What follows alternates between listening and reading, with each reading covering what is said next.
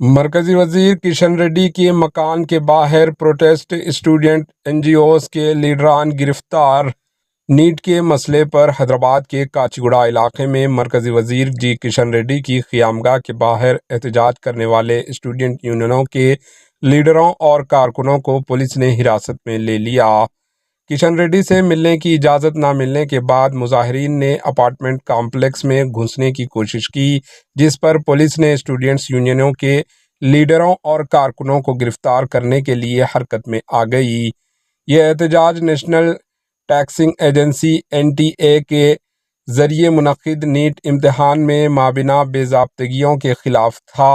گرفتار اسٹوڈنٹس کو police station منتقل کر دیا گیا۔ مظاہرین کا تعلق N S U I, S F I, P D S U, P Y C اور دیگر طلباء تنظیموں سے تھا۔ Bureau report, AHN news.